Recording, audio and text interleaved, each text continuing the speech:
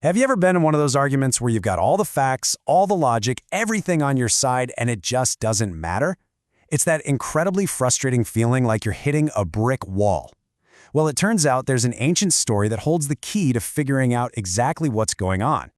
So, that's the big question, right? Why do facts sometimes fail? I mean, we're always taught that reason is our best tool, that the truth will win out. So why does it so often feel like we're totally powerless against arguments that seem, completely disconnected from reality? Let's start by giving this a name, because this isn't a debate and it's not really a disagreement. It's what we can call the unwinnable argument.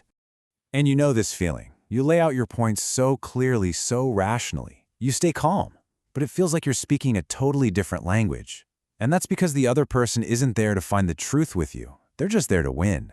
And they've already decided who's going to lose. It turns out this is not a new problem. Not at all. There's a really famous fable from Aesop, we're talking over 2,500 years ago, that just perfectly nails this exact situation. It's the story of the wolf and the lamb. So the story kicks off with a hungry wolf. He sees a lamb drinking from a stream, and he wants an excuse, any excuse, to eat him. So he opens with this really aggressive accusation. Now, here's the lamb's first defense, and it's perfect. It's not emotional, it's just pure physics. A simple, undeniable fact. And the lamb believes, like most of us would, that just stating this clear fact will fix the misunderstanding. But look what the wolf does. He doesn't even engage with the point. He just doubles down and then immediately moves the goalposts. The first accusation gets shot down by logic, so he just invents a brand new one, this time about something that happened in the past. And again, the lamb calmly comes back with another irrefutable fact. I mean, an alibi from birth, you can't really argue with that. The lamb is still playing the game, still operating as if this is a conversation about finding the truth. And this is where you can really see the wolf's desperation. The blame just gets wider, way more vague. It's not about a specific action anymore. Now it's guilt by association. The wolf doesn't need proof. He just needs something that sounds like a justification. And there it is. The mask comes off. The whole pretense is just dropped. The wolf basically admits the entire argument was just for show. This was never, ever about justice. It was about his appetite. So what can this ancient story really teach us? Well, it unpacks this incredibly powerful lesson about how tyranny works, whether it's on a huge scale or a really small one. I mean, when you break it down like this, it's crystal clear. On one side, you have the wolf's so-called reasons, and on the other, the simple truth. Those excuses were never meant to be debated. They were just a costume for what the wolf really wanted. And that is the absolute core of it. When you're dealing with a wolf, their stated reasons are not their real reasons. The arguments are just a flimsy cover story for a conclusion they've already decided on. So obviously this is more than just a story about animals. This same dynamic plays out in our lives all the time.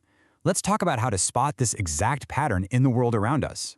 And once you see it, you'll see it everywhere. Personally, it might be that person who seems determined to misunderstand you just so they can stay angry. In a relationship, it's when the faults they have with you keep changing every time you try to fix one. And at work, it's that toxic boss who sets up impossible situations just to justify giving you a bad review. The mechanics are exactly the same as in the And look, the takeaway here is kind of a tough one. The lamb did everything right. He was logical, he was respectful, he was truthful, and none of it mattered. Sometimes being perfect isn't enough to save you from someone who has already decided they want you gone. So this all leads us to a much deeper insight, because this fable isn't just about spotting predators. It's about encouraging a shift in our own mindset, a shift from innocence to wisdom. Now, to put this in more classic terms, the wolf represents logos, which is the principle of reason and intellect, being twisted to serve chaos, unjust violence and just raw lower instincts. It's taking our highest ability, our power to reason, and corrupting it to justify our absolute lowest desires. So you can think of this as a journey. Innocence is where the lamb was. It's believing that the truth all by itself is a perfect shield that's always going to protect you. But wisdom is different. It's recognizing that while truth is sacred, it's completely useless when you're presenting it to a predator. Wisdom is all about discernment. So how do we get more of this wisdom? Well, here are a few powerful ideas to carry with you. And it's important to see that this isn't about becoming cynical or jaded. Not at all. It's about becoming discerning. It's about protecting your energy, standing firm in your own truth and choosing your battles wisely.